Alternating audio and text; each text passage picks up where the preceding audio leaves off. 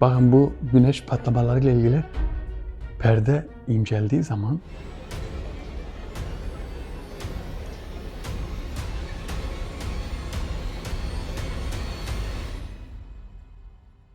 Arkadaşlar herkese merhaba. Yeni bir video ile beraberiz arkadaşlar. Bugünkü videomuzda bir araştırma daveti var. Araştırma daveti güneş patlamalarıyla ilgili yeni bir davet var. Bu güneş patlamalarıyla ilgili bir davetliyi çağırdım. Bununla bir istişare yaptım. Bireysel davette bir istişare yaptım ve çok korkunç şeylerden bahsediyor. Bunu videoya koyup sizinle beraber paylaşmaya karar verdim. Çünkü bunu hepinizin bilmesi lazım. O kadar korkunç şeylerden bahsediyor ki aslında bunun üzerinde gerçekten oturulup düşünülmesi bir konu olduğuna emin oldum ve davetine geçmeye karar verdim.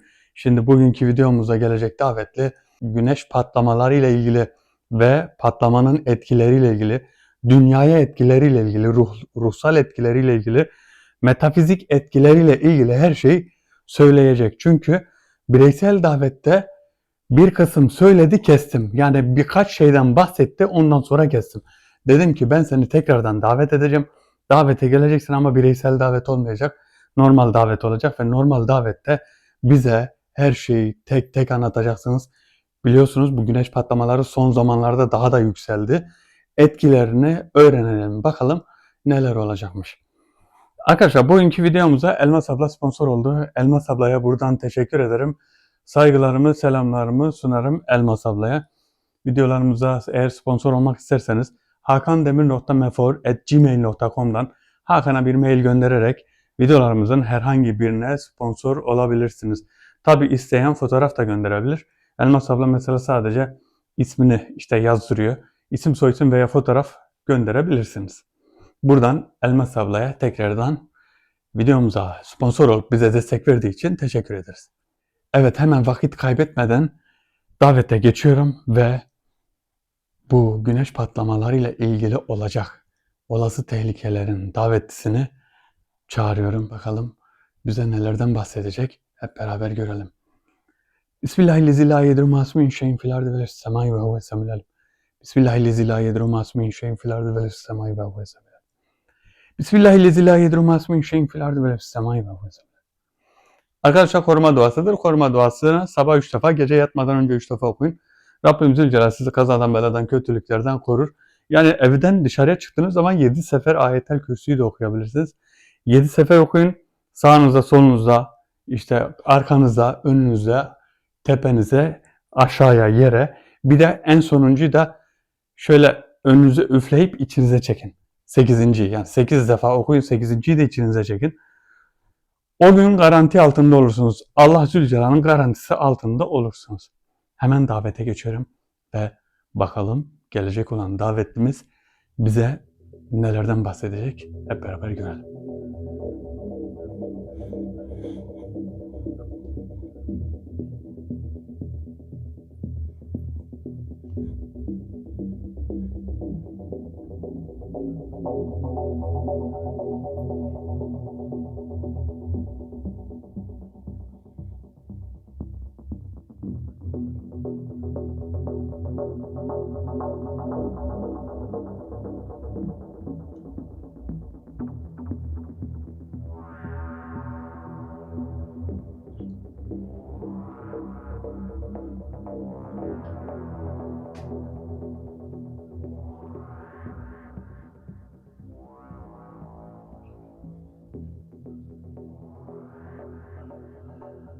La ilahe illallah Muhammeden Resulullah. Davet şu an açık.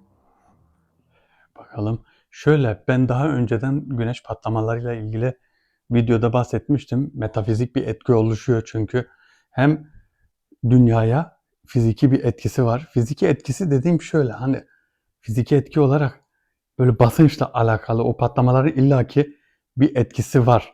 Çünkü bir enerji veriyor. Bir ışık patlamasıyla değişik. Çünkü biliyorsunuz büyük bir radyasyon patlamaları oluyor orada. Dünyadan çok uzak olduğu için yani doğrudan etki yapmıyor ama metafizik yönden gerçekten büyük bir etkisi var. Ve ruhsal, bakın insanoğlunun ruhu bu konuda etkileniyor. Ve bireysel davette bu gelecek olan davetli ruhlarla ilgili bir şeylerden bahsetti. Bunu size de bahsetmesini istedim. Bakalım aynı şeylerden bahsedecek mi? Onu da merak ediyorum. Eğer bahsetmezse soracağım artık, bakalım hele. Ne diyecek? Davetli şu an burada çünkü hissediyorum onu. Davetlinin burada olduğunu hissediyorum. Ey davetli. Hissediyorum ama acaba o mu gelecek onu da bilmiyorum. Net olarak bilmiyorum. Bakalım davetli gelince benim istediğim şeylerden bahsedecek mi? Etmeyecek mi? Göreceğiz. Allahu Ekber. Allahu Ekber. La ilahe illa ente subhaneke inni kuntu minez zalimin. La ilahe illa ente subhaneke inni kuntu minez zalimin. La ilahe illa ente subhaneke inni kuntu minez zalimin. Allah Allah, davetli. Normalde burada çıkabilir yani şu anda. Niye çıkmadı onu anlamadım. Davetli, eğer buradaysan bize görün ey davetli. Ey davetli.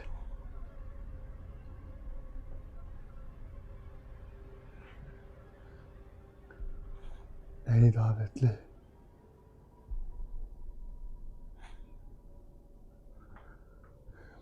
İçeride gibi. Evet, içeride gibi. Yo. Evet.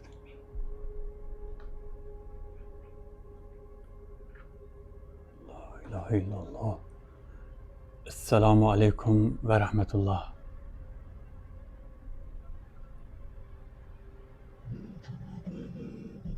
Beni davet eden misafir. Seni bekliyordum. Misafir mi?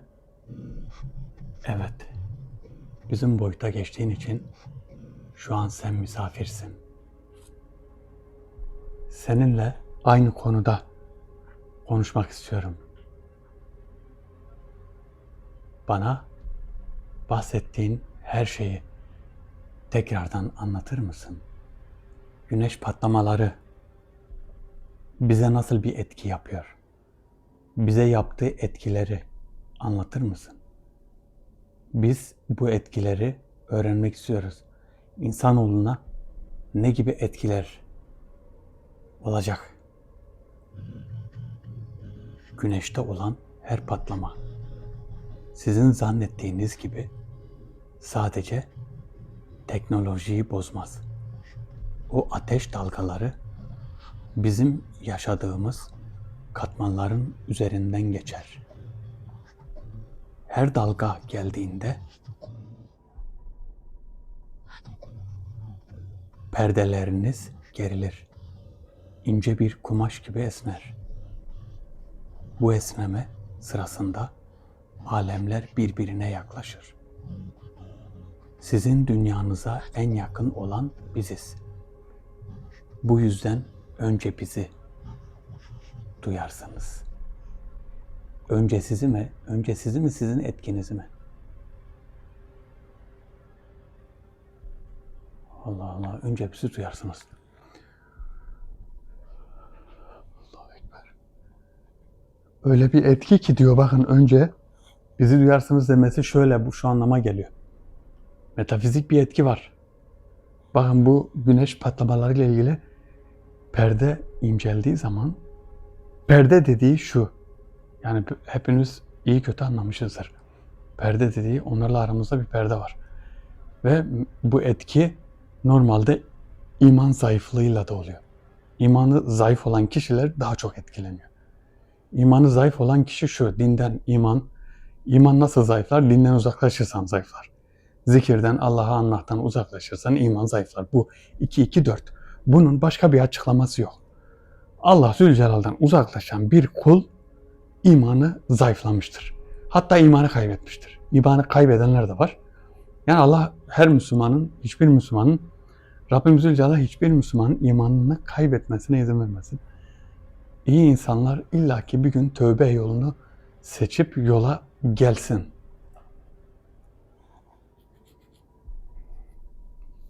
Bakın, ben zannettim daha, yani bir şey konuşmayacak gibi zannettim ama yok, şey yapıyor yani. Davete gelen davetli bu. Benim bireysel yaptığım davete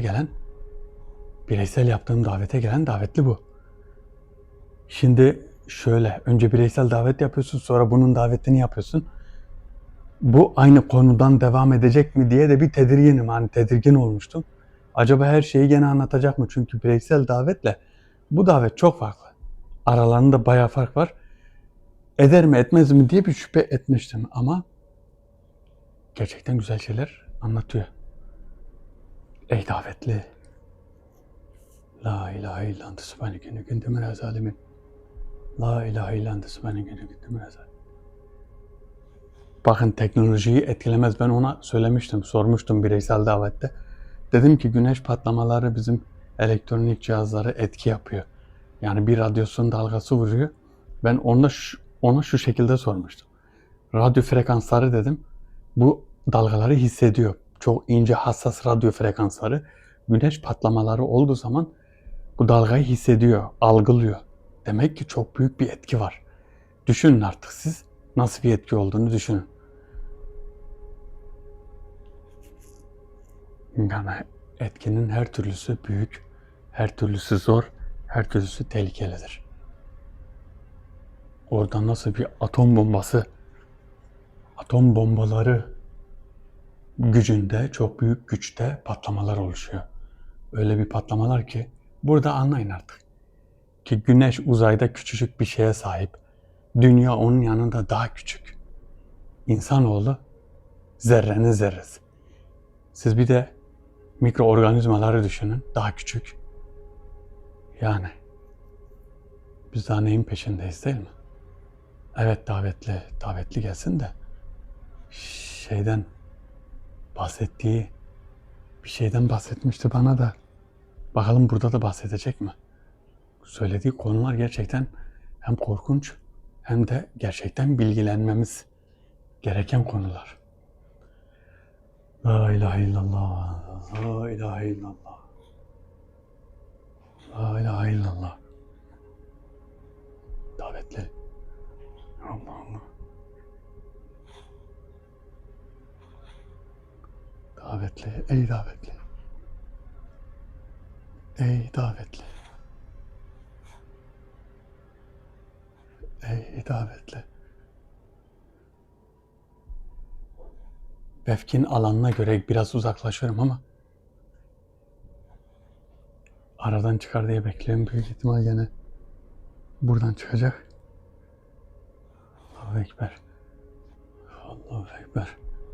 Bilgi olduğu zaman, bilgi davetleri olduğu zaman hemen gelmesini istiyorum. Yani bir an önce gelmesini. Evet. Davetlimiz. Senin gelmeni biraz çabuk istedim ama bir etki altındasın, onu da biliyorum. Bana bir şeyden bahsetmiştin, tehlikeli bir şeyden. Tekrar bahseder misin, bu tehlike nedir? Güneş fırtınası arttığında uyuyamazsınız. Kalbiniz sıkışır, rüyalarınız karanlık olur. Çünkü sizin ruh alanınız etkilenir. Ruh ateşe hassastır. Evet. Bu patlamalar devam ederse insanların düşünceleri karışacak. Zamana dair algınız kayacak. 1 dakika, 1 saat gibi gelecek. 1 saat, bir nefes gibi geçecek. Evet. Bunlar güneş patlamalarının dalgalarıyla mı alakalı? Ruhlar ateşe hassastır. Ruhlar ateşe hassastır. Niye çabuk kayboldu ya? Davetli neredesin? Davetli. Zaman algınız değişecek diyor. Bu zaten var ki. Bakın, bu etki var. 1 saat, bir nefes gibi geçecek.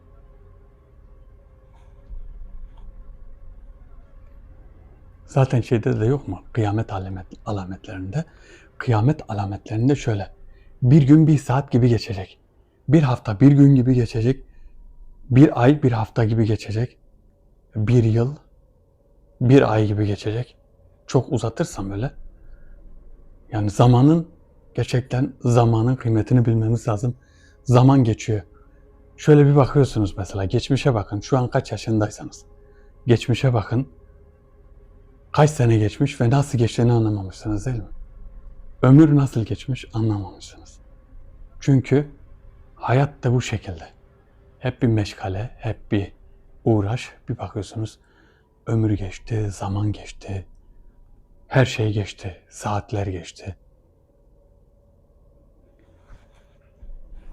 Zaman algımız değişecek. Bakın bu da bir etki.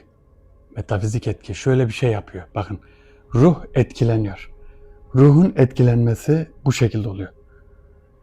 Öyle bir metafizik etki geliyor ki ruh seni o an mesela boş boş bakmanı sağlıyor.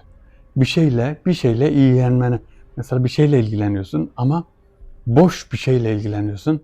O an zamanın nasıl geçtiğini anlamıyorsun. Sonra diyorsun ki benim bu ilgilendiğim şeyin bize ne faydası var? Bana ne faydası var diyorsun. Zaman geçmiş. Mesela en basiti şu söyleyeyim. Çağımızda ne var? Herkes telefonlara dalmış değil mi? Bir evde bakıyorsun anne, baba, çocuklar devamlı. İşte hepsinin elinde telefon. Oynuyorlar, bakıyorlar. Yani bir arkadaşımın evine gitmiştim. Orada baktım herkesin elinde telefon, herkes bir şeylerle oynuyor. O sıra dedim ben de telefonumu alayım dedim, ben de biraz oynayayım dedim. Zaten kimse konuşmuyor dedim. Herkes indirdi telefonu. Yani insan anlamıyor. O an zamanın nasıl geçtiğini anlamıyorsun. Ve birbirlerinin kıymetlerini anlamıyorlar. Birbirlerini iyice görmüyorlar. Mesela dersiniz, işte ne oldu? Babanız vefat etti. Hani insan der ya, keşke biraz daha görseydim onu. Keşke biraz daha onunla zaman geçirseydim. Keşke biraz daha onunla beraber olsaydım. Ama varken insan anlamıyor. Olmadığı zaman, kaybettiğin zaman anlıyorsun ama iş işten geçmiş oluyor.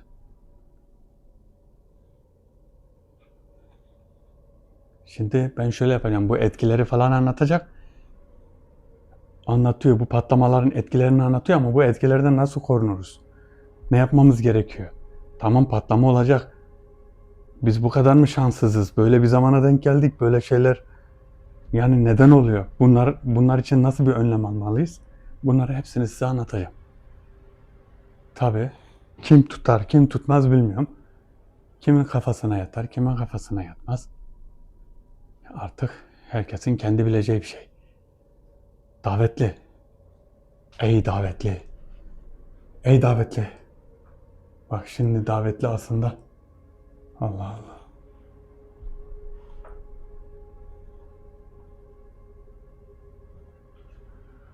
Of. La ilahe illallah subhaneke ne kuntu minel zalimin. La ilahe illallah subhaneke ne kuntu minel zalimin. La ilahe illallah subhaneke ne kuntu minel zalimin.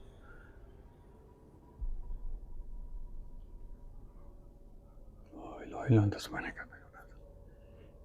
Davetli neden gecikiyorsun ya? Bilgi veren davetler genelde böyle oluyor. Ya bilgi veriyor, tamam, bilgi veriyor, bilgi vermesi enerji şeyinden değil de niye bir yerlere gidiyor, neden gözükmüyor, neden hemen gelmiyor onu da. İşte enerjisel olsun, başka bir şeyden olsun, geldiği konumdan olsun.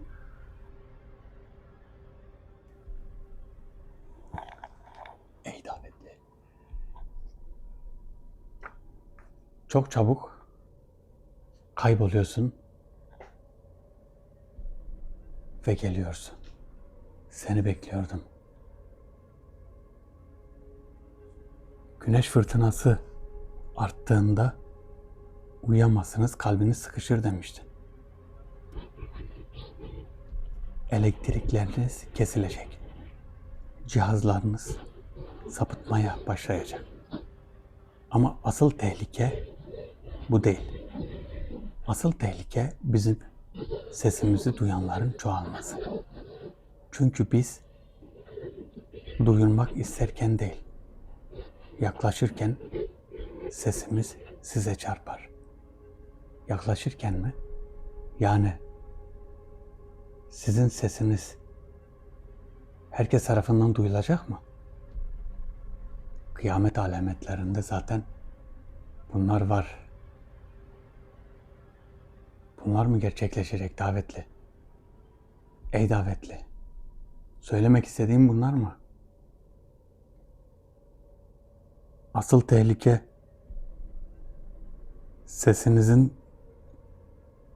sesinizi duyanların çoğalması mı? Evet.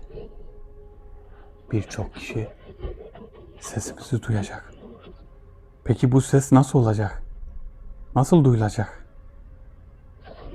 Bazı varlıklar ışığın vurduğu yerde saklanamaz. Güneş patladığında onlar da yer değiştirir.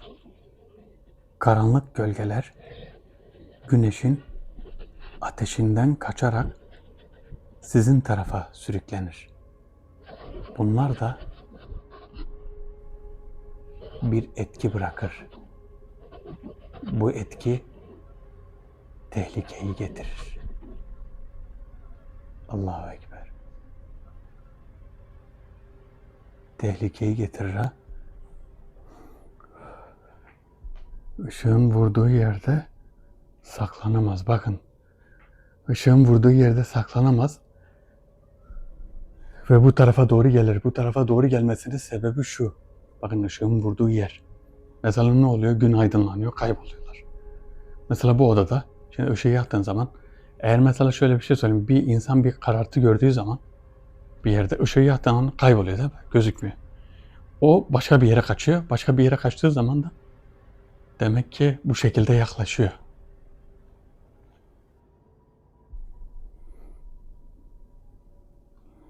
Bu şekilde yaklaşıyor. La ilahe illallah subhaneke ve kuntu zalim. La ilahe illallah. Bakın ne diyor? Zamanla diyor sesimizi duyanlar çoğalacak. Sesimizi duyanlar. Aslında her insan duymuştur biliyor musunuz? Metafizik etki, metafizik sesleri duymuştur. Uğultu olarak duymuştur. Farklı bir şekilde duymuştur.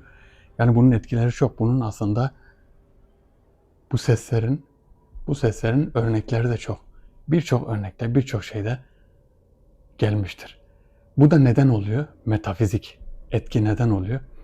Size az önce söylediğim gibi yıldız zayıflarsa, yani iman zayıflarsa, imanı şöyle düşünün. İman bir duvar gibi düşünün, duvar. Duvar ve ibadetle o duvar sağlamlaşıyor. İbadetle o duvarı sağlamlaştırırsanız ne olur? Bu tarafa hiçbir şey geçmez. Yani bir kalkan düşünün, kalkan, elinizde bir kalkan. Bu ibadetle kuvvetleniyor. Zikirle kuvvetleniyor. Namazla kuvvetleniyor. Kur'an okumakla kuvvetleniyor. Yani her türlü kuvvetlenir. Bizim işimiz bu. Bizim işimiz metafizik, yani benim işim metafizik varlıkları ve metafizik varlıklardan korunmanın yollarını size söylemek. Bu başka bir şekilde olsaydı mesela, atıyorum şunun içine işte su dolduracaksın, içeceksin. Bu şekilde olsaydı ben o şekilde tarif ederdim. Aslında öyle de bir etkisi var. Onun içine su doldur ve o suya oku, üfle. Oku üfle. O suyun içindeki, yani biraz da şöyle konuşayım size, biraz daha bilimsel olarak konuşayım. İçindeki moleküllerin değişmesiyle, suyun etkilenmesiyle suyun hafızası var biliyorsunuz. Okunduğu zaman o su o hafızayı alır. Ve Allah Zülcelal'in nuru o suyun içine girer. Ne olur? İçtiğin zaman o bile sana fayda eder biliyor musunuz? Metafizik etkiyi ortadan kaldırmak için. Bakın davetli yok. Şu an davetli yok. Davetli yok, davetli. Bu davetli biraz geç çıkıyor ama. Allahümme salli ala seyyidina Muhammed. Allahümme salli ala seyyidina Muhammed. Allahümme salli ala seyyidina Muhammed. Allahümme salli ala seyyidina Muhammed. Allahümme salli ala seyyidina Muhammed. Allahümme salli ala seyyidina Muhammed. La ilahe illallah subhaneke ve kuntu zalim. La ilahe illallah subhaneke. La ilahe illallah subhaneke ve kuntu zalim. Sade güneş patlaması mı? Hayır. Sade güneş patlaması değil. Bu etkileri tetikleyen her şey var. Her şey. Güneş patlaması, güneşin dönmesi, ayın dönmesi, dünyanın dönmesi, imtihan dünyasındayız. İmtihan, bir imtihanın içindeyiz. Ne zaman bir etki ederse, etki olursa zaten bu araştırmalara devam edeceğim. Devam edeceğim. Şöyle düşünün bakın. Bu etkiler niye çoğaldı? Ben bu etkileri niye araştırdım? Güneş patlamasının etkisini. Neden araştırdım onu size söyleyeyim. Son zamanlarda dikkat ettiniz mi? Trafik kazaları, kavgalar, bakın birbirlerine cinayetler. Bunlar çoğaldı. Ülkemizde bilhassa, ülkemizde, daha dünyayı söylemiyorum. Ülkemizde o kadar çoğaldı ki hiç alakası olmayan şehirlerde bir bakıyorsunuz peş peşe cinayet haberleri geliyor. İnsanlar sapıtıyor. İntihar haberleri geliyor. Ya evlat annesini öldürüyor ya evlat. Annesini. Gözünü kırpmadan öldürüyor. Bu nedir ya? Bu nasıl bir şey ya? Nasıl bir şey ya bu? İnsanın içi aklı ermiyor ya. Bir insan annesini nasıl öldürür? Bir insan babasına nasıl kıyar? Bir insan yeğenine nasıl kıyar? Evladına vuruyor adam. Evladına sokak ortasında evladını vuruyor, öldürüyor. Yani böyle bir şey var mı? Böyle bir şey var mı? Bu etki işte imanı zayıf kişilere etki eder ve bir şekilde onları etkisi altına alır. Tabi zaten bu metafizik yaratıklar biliyorsunuz. Metafizik yaratıklar insanoğlunu pek sevmezler. İnsanoğluna verebildikleri cezanın en büyüğünü vermeye çalışırlar. Aklınca çalışırlar yani. Ey davetli, ey davetli gel de bir seferden her şeyi anlat. Ey davetli.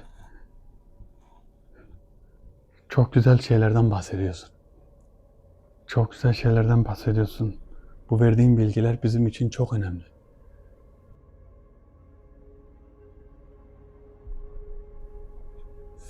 Sana teşekkür ederiz davetli. Davetli sanki arkamda ama. La ilahe illallah. Ey davetli.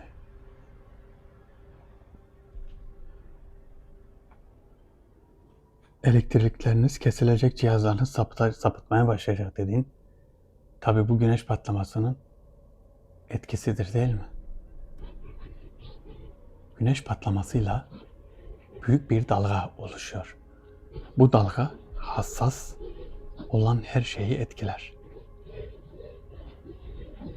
Ve bu sadece başlangıç. Daha büyük patlamalar olacak. Her biri sizin duvarlarınızı biraz daha çökertecek. Kapılarınız daha kolay açılacak. Kapılarımız daha kolay mı açılacak? Dikkat edin. Her fırtınadan sonra odanızdaki sessizlik değişecek. Rüzgarın uğultusu farklı gelecek. Gölgeler uzun duracak. Bunlar size uyarıdır. Evet, bunlar bize uyarıdır ama kimse farkında değil. Başka ne söyleyebilirsin? Bu uyarılar, insanoğluna yapılan bu uyarılar ne kadar tehlikeli. Bir sonraki patlama geldiğinde benim gibi olmayanlar da itilip gelecek. Benim gibi olmayanlar da itilip gelecek ben. Bir sonraki patlamada benim gibi olmayanlar da itilip gelecek. Nerede itilip geliyor biliyor musunuz? Bu alan boşluğu var ya, metafizik alan boşluğu var. Bu alan boşluğunda onlara da bir enerji vurduğu zaman itilip gelecekleri yerler neresi? Yeryüzündeki çevre, etraf. İtilip gelmeleri bu. Ve geldiği zaman ne olacak? Yani insanların etkilenmesi böyle oluyor demek ki. Bakın rüzgarın uğultusu bile değişecek. Fırtınaların sesi değişecek. Gölgeler uzayacak. İnanın var ya konuştuğu zaman yani bunları dikkate alırsak korkunç şeylerden bahsediyor. Korkunç şeylerden bahsediyor. Dediğim gibi acaba sizce korkmaya lüzum var mı? Sizce korkmaya lüzum var mı? Hani insan korkmalı mı? Endişe etmeli miyiz? Sizce yani endişe etmeli miyiz? Size soruyorum. Ey davetli. La ilahe illallah subhaneke ne kuntu minez zalimin. La ilahe illallah subhaneke ne kuntu minez zalimin. La ilahe illallah subhaneke ne kuntu minez zalimin. Allah Zülcelal insanoğluna hatalarından dolayı bazı cezalar verir. Bazen bunu kullarına yaptırır, bazen de işte böyle metafizik etkileri olur. Böyle farklı dolaylı bazen de kendilerine yaptırır. Yani bir insan kendi cezasını kendi de verir. Allah Zülcelal isterse bu olur yani.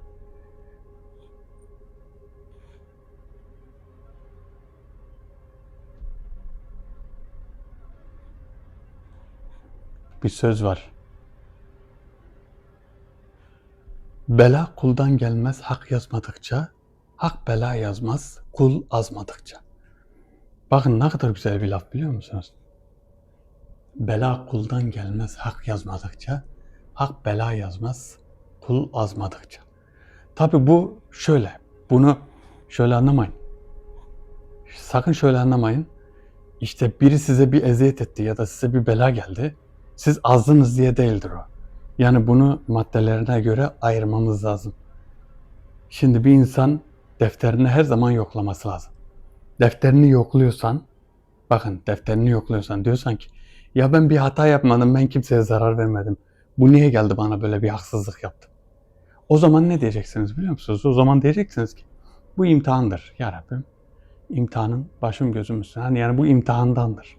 Böyle düşüneceksiniz.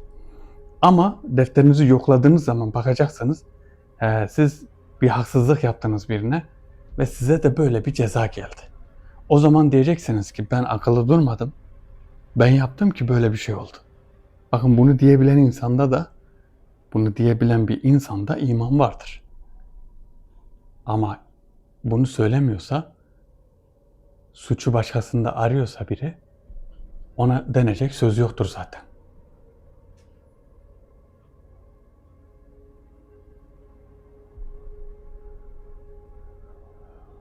Allahümme salli ala seyyidina Muhammed. Davetli güneş patlamaları demek ki etkiler gerçekten çok büyük. Şu an etkiler, güneş patlamalarının etkileri, insanoğlu üzerinde olan etkileri çok büyük. Eskiden davetlerin şeklini, şimalini merak ederdim. Geldiği zaman çıksın da bakalım nasıl biri gelecek, nasıl olacak. Yani onlar çok merak ediyordum. Şimdi söyleyecekleri şeyler merak ediyorsun. Eminim yani bizim bu Bir Desen Gör ailesinin içinde birçok kişi bunu merak ediyor. Bu arada size şundan bahsedeyim. En kısa zamanda plaketimiz gelecek Allah'ın izniyle inşallah. Çünkü mesajı geldi. Plaket elimizde olduğu zaman hemen bir kutlama videosuyla sizlerle inşallah olacağız. Çünkü Bir Desen Gör ailemiz bayağı büyüdü. Gittikçe de büyüyor. Ve insanlar bilinçleniyor. Bilinçlenmek için burada elimizden geleni yapmaya çalışıyorum. Yani elimden geleni yapmaya çalışıyorum. La ilahe illallah subhaneke ne kuntu minez zalimin. Ey davetli, ey misafir, gel de bize konuş. Ey misafir, gel de bizimle konuş. Şöyle biraz uzaklaşalım. Şöyle biraz daha. Bazı arkadaşlarımız düğümlü kitap ve anahtar davetlerinden, yani anahtar dediğim kapsız kitap ve düğümlü kitaplardan bahsetmiş. Düğümlü kitabın davetlerini neden çağırmıyorsun, işte neden bekletiyorsun? Bazı arkadaşlarımız da işte kapsız kitabı bahsetmiş. Arkadaşlar bunların zamanı geldikçe yapacağım. Bakın onlara şey yapmadım, yani onları yarı şeyde bırakmadım. Çünkü hepsinin farklı bir zamanı var. Hepsinin belli bir süresi var. Yani onlara da devam edeceğiz. Buradan tekrardan size söylemek istiyorum. Ey davetli. Allah Allah. Davetli sanki buradaydı da. Sanki çok yakından hiç görmedim. Hani vefk olmadan, çünkü etkilenir insan da vefk olmadan olabilir de, ama vefk olmasa çok kötü olur. Vefk dedim, Allah'ın ayetleri. Allah Zülcelal insanları ayetleriyle, kendi kelamıyla koruyor. Çünkü Allah'a sığınıyorsun. Allah'ın ayetlerine sığınmak Allah'a sığınmaktır. Bu bilinçle insan sığındı mı ne oluyor? Güzel bir koruma altında oluyor.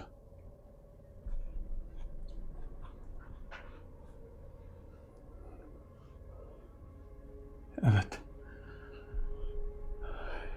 Davetli geldiğin zaman içim rahatlıyor. Evet, bahsettiğin bazı varlıklar ışığın vurduğu yerde saklanamaz. Sonra gelebilir, bir şeyler demiştin. Bunlar ne yapacaklar? Bunlar saldırı mı yapacaklar? İnsanlığa bir saldırı mı olacak?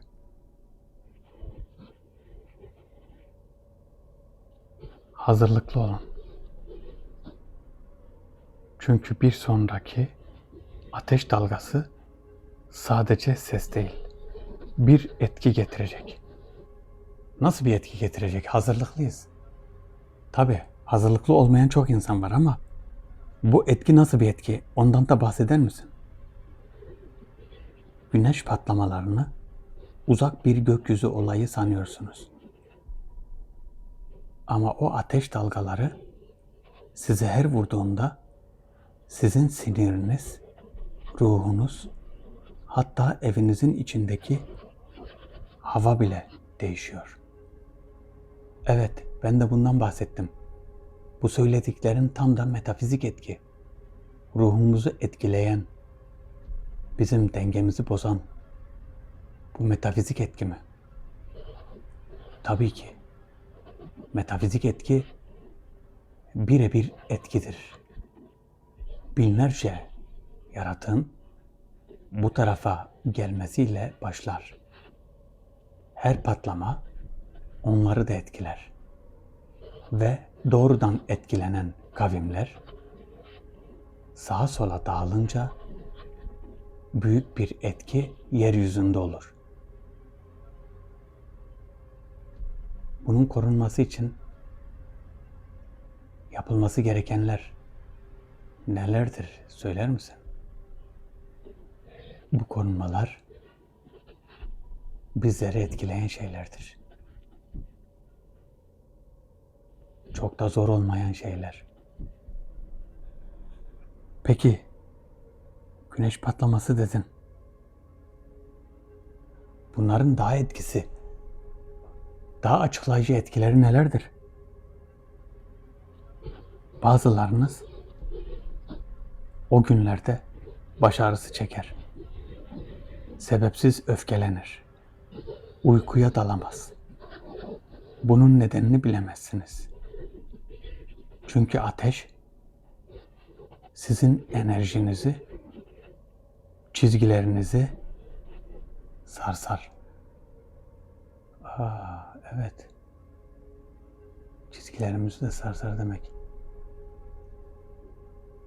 Bu ateş dediğin metafizik etki oluyor değil mi? Bu etki sandığınızdan daha büyük. Ve zamanla göreceksiniz. Daha çok etki olacak.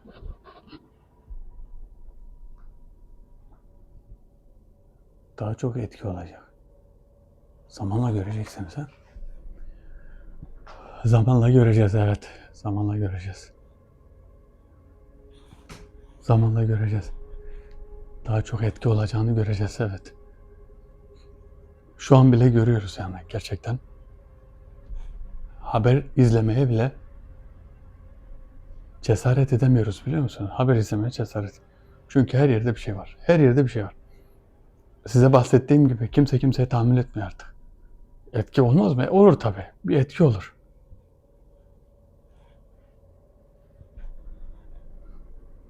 Tabii hani diyoruz ya, istemsiz bir etki, durup dururken öfke patlamaları, durup dururken huzursuzluk.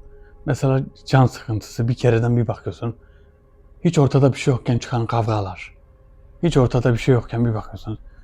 Diyorsunuz ki acaba bir büyü mü var üzerimde? Acaba nazar mı var? Zaten bunların hepsi aynı kapıya çıkıyor. Hepsi aynı kapıya çıkıyor. Hepsi metafizik bir etkidir. Nazar nedir? Nazar bir insana baktığın zaman mesela şöyle. İnsanoğlunun gözünün bir enerjisi var. Biyoenerji. Bu biyoenerji bazılarında çok yüksektir. Bazılarında da hiç yüksek değildir. Bazı insanlar bakar, o ne kadar güzelmiş der. Kalben söyler. Gönlü kalmaz. Bakın gönlü kaldığında ne olur? Mesela biyoenerjide her insanın bir biyoenerjisi var. Yani bütün vücutların bir enerjisi var. Dedim ya, kimisi yüksek, kimisi az. Kalbi kaldığında keşke benim de olsaydı diyor ya, hani bir tane şey vardı. Hani keşke benim de oldu dediğinde işte nazar değiyordu. Neydi o, hatırlamadım şu an. Bakın öyle olduğu zaman etki daha da büyük oluyor. İnsanoğlunda bile metafizik etki var. Metafizik zaten şöyle, metafizik görünmeyen etki. Görünmüyor ama bir etki var orada. Elektrik gibi, radyo dalgası gibi, ondan sonra başka şeyler gibi. Bunun gibi işte nazar olur, nazar insanda olur. Büyü dediğiniz zaten metafizik etkidir. Büyü dediğiniz de metafizik bir etkidir. Büyü nasıl yapılır? Birine bir büyü yaparsın, metafizik bir etki gönderirsin. Bunu zaten üstü kapalı bir şekilde anlattığınız zaman bu şekilde oluyor. Büyüler de korunmak da nedir işte? Aslında çok basit. Kendi de diyor. Sizin korunmanız aslında çok basittir diyor. Basit, basit. Basit. Bismillah, Bismillahirrahmanirrahim.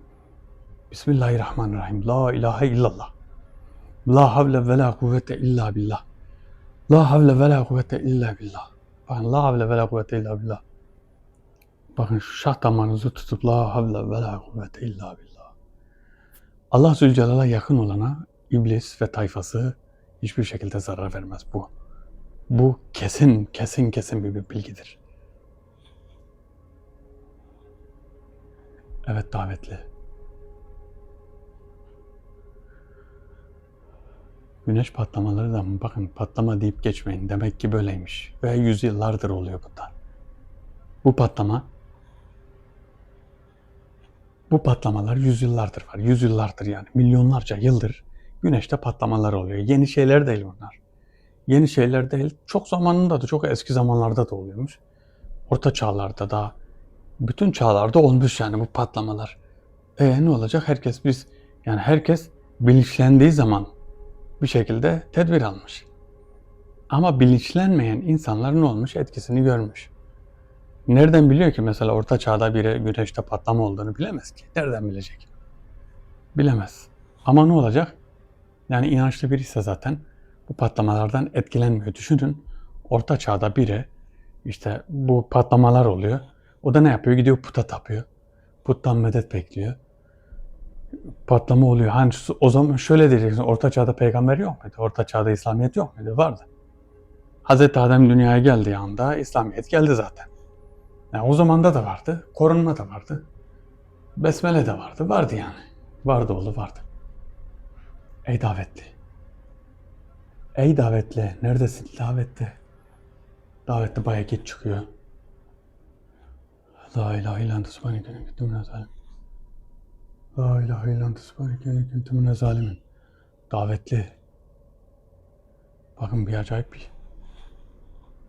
bir ses geliyor ama sanki bilmiyorum, ben mi öyle hissettim? Bana mı öyle geldi, anlamadım. Allahümme salli ala seyyidina. Allahümme salli ala seyyidina.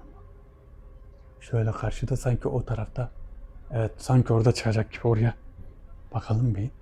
Şöyle biraz yaklaşalım. Yok. Yok.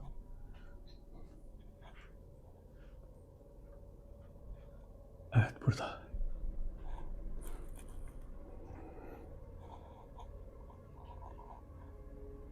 İnsanoğlu ne kadar sıkıntı da çekse illaki Allah Zülcelal yardımcı olur, değil mi? Her türlü Allah Zülcelal sığınan yardım görür. Sen Müslüman mısın peki? Benim yaratıcım birdir. Anladım. Net konuşmadığına göre senin de etkilendiğin bir şey var. Bunu fazla sormak istemiyorum.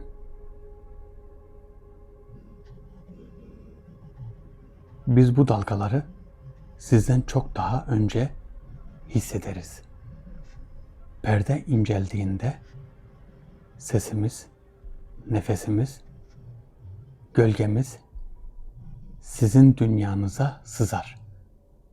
Sesiniz, nefesiniz ve gölgeniz mi? Bu durum büyüyecek. Her yeni patlama sizin görmediğiniz yolları biraz daha açacak. Kapıları siz kapatsanız da aralık kalacak. Çünkü ateş geriye dönüş bırakmaz. Yani ne oldu? Siz dünyaya mı yayılacaksınız? Ne olacak? Bu etki geçmeyecek mi hiçbir zaman? Devamlı bu etki mi kalacak? Öyle bir şeyden bahsettin ki ne olacağını tam olarak söylemiyorsun. Sizin dünyanıza yaklaşan sadece benim türüm değil. Daha eski, daha donuk, daha aç varlıklar yerinden oynuyor. Onlar ateşten kaçarken sizin tarafınıza yöneliyor. Siz bunu deprem, baş ağrısı, elektrik sorunu sanırsınız. Ama bu alemlerin çarpışmasıdır. Alemlerin çarpışması mı? Ayda. Alemlerin çarpışması.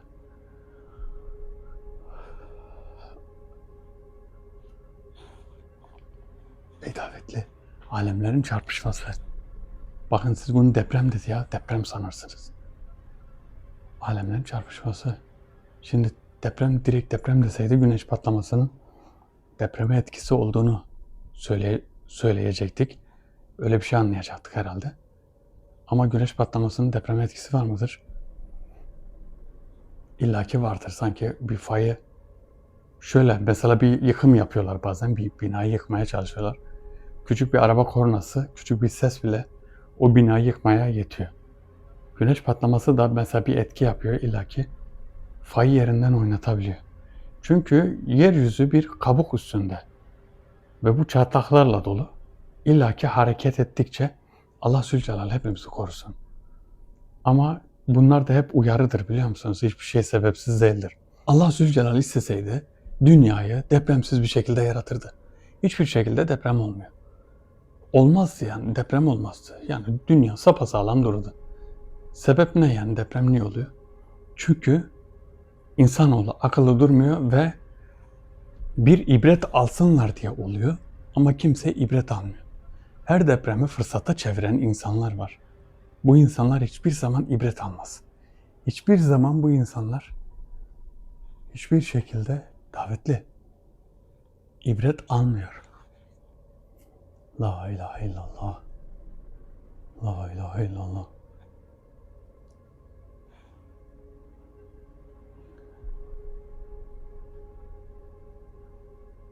Davetli neredesin? Bakın bir şey geçti sanki buradan böyle. Buradan böyle bir uğultu sesiyle bir şey geçti.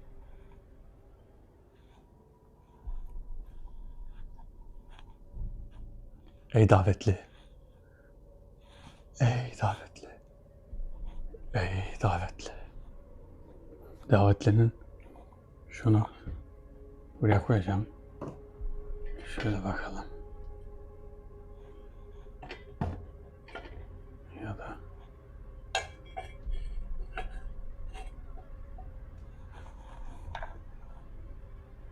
neyse bir şey yapacaktım. Davetli geldik. Geldikten sonra yapmaya karar verdim de. Suyu doldurup bir işlem yapacaktım.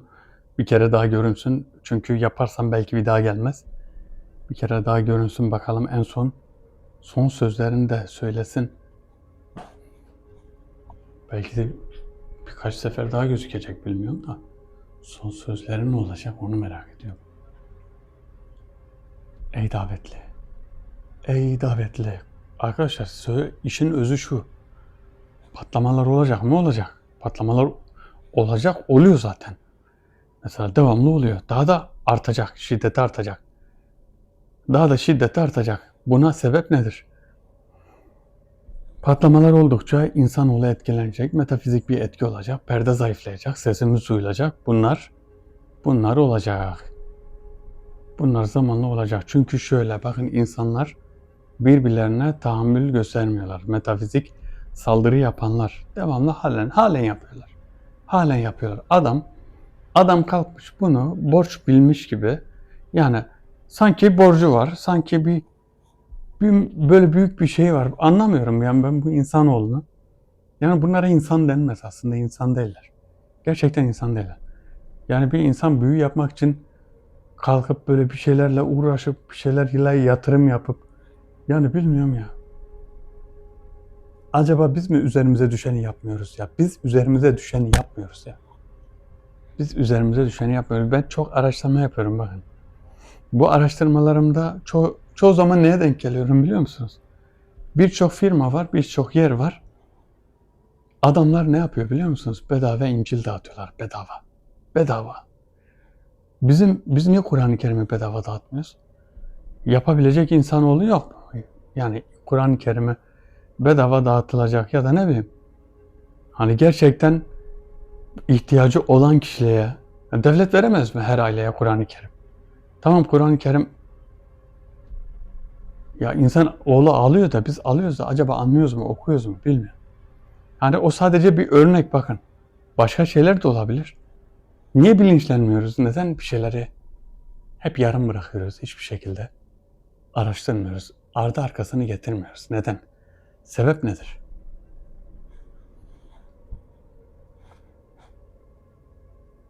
Adamlar araştırma yapıyor. Adamlar büyü yapıyor. Adamlar metafizik etki yapıyor. Metafizik istihbaratla uğraşıyorlar. Bizimkiler ey davetli. Her zaman davetlerin bu saatlerde gelmemesi normal aslında da. Şimdi bir kere daha gelse uzun kalır. Gelmezse de bilmiyorum da. Ama burada, şu an burada. Şu an burada. Evet.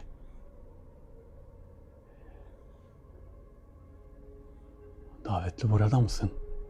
Eğer buradaysan, enerjin azaldıysa konuşabilirsin. Konuşunca seni duyarım. Seni her türlü duyabilirim. Ey davetli, konuş. Ey davetli, bakın şu bölgede ağırlık var, bu bölgede. Ama davetli şu an yok. Davetli neden yoksun? Bakın, bu benim şeyle alakam yok. Benim mesela dolaşmamla, benim sağa sola gitmemle hiçbir şekilde alakası yok. İnanıyorsunuz, siz biliyor musunuz? Ben şimdi daveti yapıyorum ve nerede çıkacağını hani bilmiyorum, öyle bir şey. Oluyor mu? Tamam, insan şöyle hissediyorum, yani bir insan hisseder. Hissettiğin zaman nerede çıktığını anlıyorsun, ona göre uzaklaşıyorsun. Onu söyleyeyim, yani bir değişik bir şey, bunu ancak kim yapar? Davet yapan kişi bilir.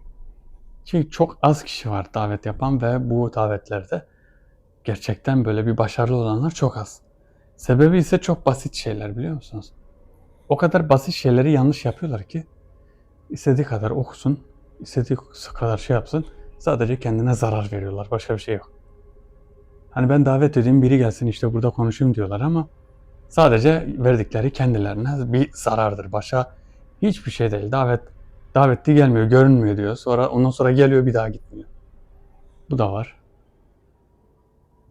Ama çok güzel şeylerden bahsediyor. Metafizik etkiler gerçekten çok güzel şeylerden bahsediyor. Bu davetlerin böyle şeylerden bahsedip bu şekilde güzel konuşacağını tahmin etmiyordum. Tahmin etmiyordum ama konuştu. Bilmiyorum. Davetlerin bu şekilde konuşacağını tahmin etmiyordum.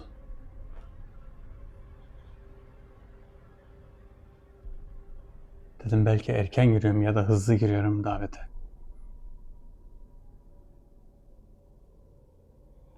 Evet, güneş patlamaları, olası etkileri, korunmalardan bahsedecektim. Size söyledim, gelene kadar ondan bahsedeyim. Bakın, metafizik etkilerden korunma. Bakın, en büyük korunma şu. En basit, en büyük korunmalardan bir tanesi şu. Eğer namazınızı kılıyorsanız, bakın namaz kılan bir insan, tabii kalban yalap şap değil. İşte doğru düzgün namaz kılıyorsunuz. Sağlam bir abdestiniz varsa, sağlam dedim yani abdestinizi alıp namaz kılabiliyorsanız, birincisi bu etkilerden kurtulmuş olursunuz. Çünkü Allah Zülcelal'ın sigortası altında olursunuz. Namaz kılan bir insan Allah Zülcelal'ın sigortası altındadır. Yani koruması altındadır. Sigorta nedir? Sigorta bir devreyi koruyan bir parçadır, değil mi?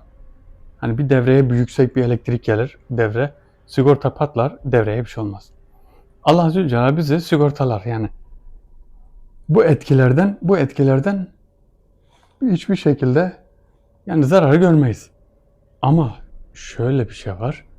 Ben zarar görüyorum, ben namaz kılıyorum gene zarar görüyorum. O zaman ufak tefek eksikler vardır. O zaman da imtihandır. Rabbim Zülcelal hepimizin günahlarını bağışlasın, hepimizi korusun. Başka ne diyeyim? Evet, davette şu an yok ve davette ne kadar da geriden gelsem, ne kadar da şöyle bir geriye gidelim. Şöyle bir geriden bakalım.